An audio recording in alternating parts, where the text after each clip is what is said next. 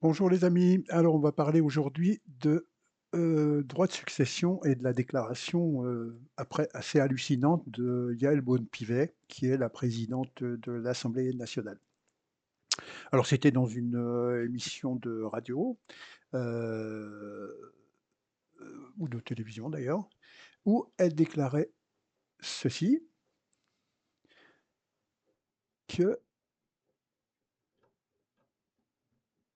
les héritages, c'était un truc qui vous tombait du ciel et que ça suffisait. Donc bah, en fait, il fallait taxer l'héritage.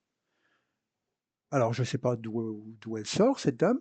Alors déjà, l'argent qui tombe du ciel, non, non, hein, c'est là. Je crois que, je ne sais pas si on va l'entendre, mais je ne sais pas si on va arriver à l'entendre.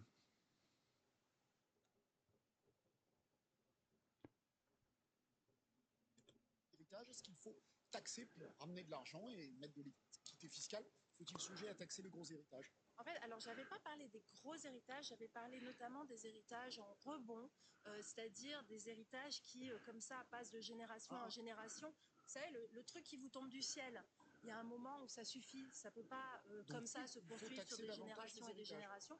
Donc oui, moi je pense qu'il faut en tout cas taxer davantage les héritages.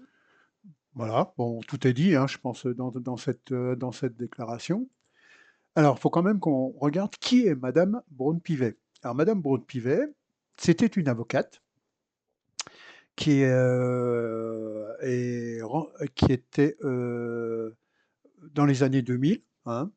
Elle est fille de cadre. Son père était cadre dans la publicité et sa mère était sténodactylo, d'après ce que je sais.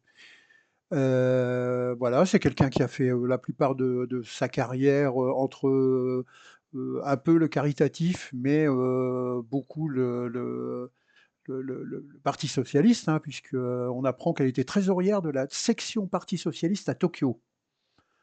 Alors, je ne sais pas ce que les socialistes vont foutre à Tokyo, mais bon, c'est pas grave. Et elle est venue adhérer à En Marche.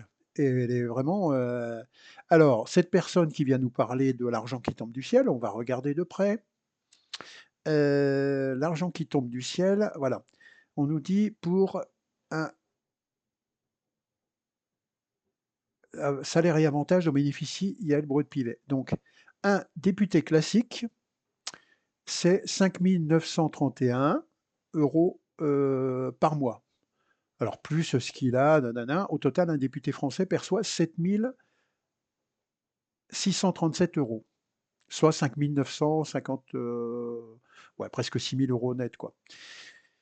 Et la présidente, elle, touche 15 335, c'est-à-dire 11 502 euros net par mois.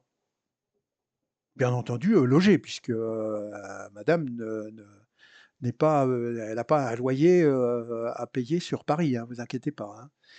Elle a droit à ça, et en plus, elle a droit à tout un tas d'avantages,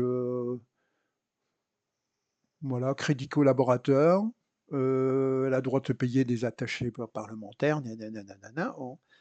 Euh, prise en charge des déplacements, etc., etc. Donc Madame Braun-Pivet a tous ces avantages-là, hein. Elle a tous ces avantages-là.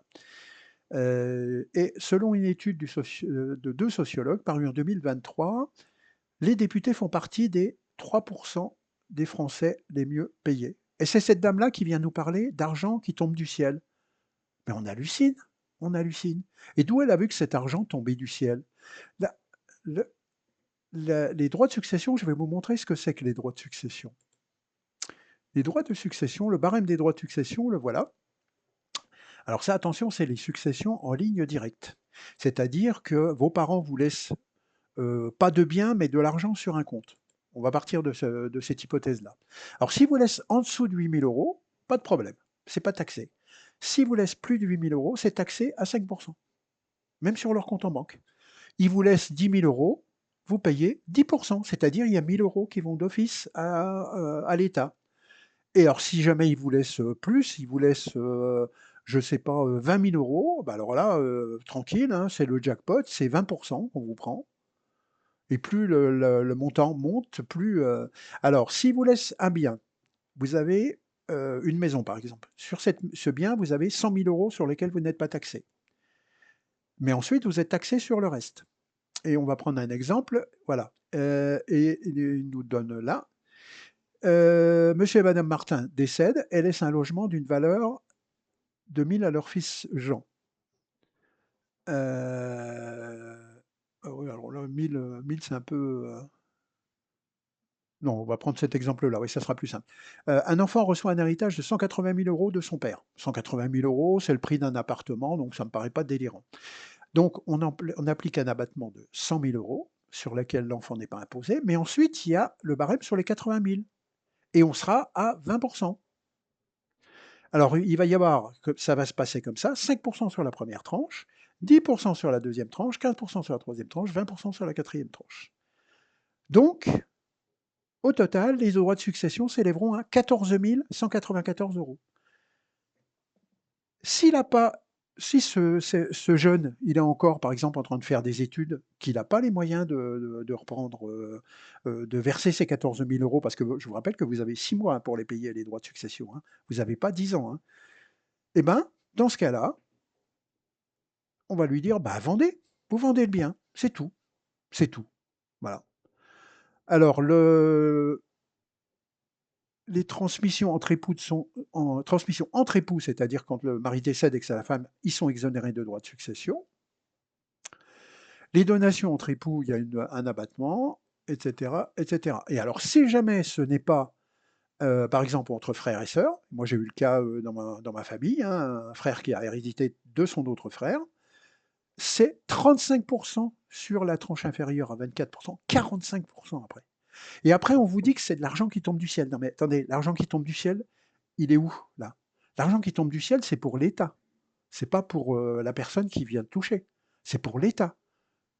L'État va toucher de l'argent sur lequel il n'a aucun droit, puisque cet argent, cette maison, elle a été payée, les TVA ont été payés, les impôts locaux ont été payés, les impôts fonciers ont été payés, et il faut encore payer.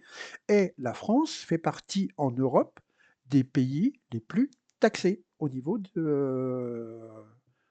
patrimoine. Et après, on vient vous dire, oh, bon, on ne comprend pas les...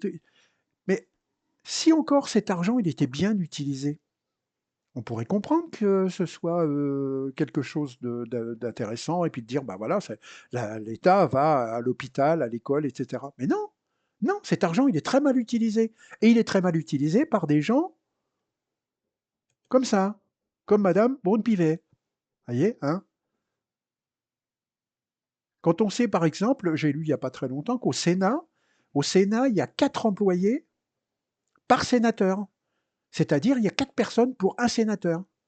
Vous vous rendez compte un peu ce que ça fait comme personnel? Et alors les salaires, tenez-vous bien, hein, les salaires, c'est entre 5 000 et 7 000 euros pour des employés classiques. Hein. Parce qu'au Sénat, ils ont tous des primes, etc. etc. Non, mais on se fout de nous. On se fout de nous.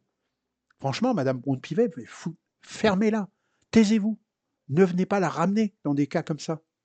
Hein, là, vous voyez, je suis un peu énervé, là, parce que franchement, ouais, ça m'énerve. Ça m'énerve parce que tu te fais chier, tu bosses 40 ans de ta vie pour essayer de laisser un bien à tes enfants, et là-dessus, on vient ponctionner, et des abrutis, des connasses comme ça, viennent dire ah, bah, c'est pas encore assez taxé. Non, mais faut arrêter. Faut arrêter. Moi, j'en peux plus, franchement. Allez, je vais arrêter cet enregistrement parce que ça m'agace aussi. À plus, les amis, on en reparlera. Merci, à plus.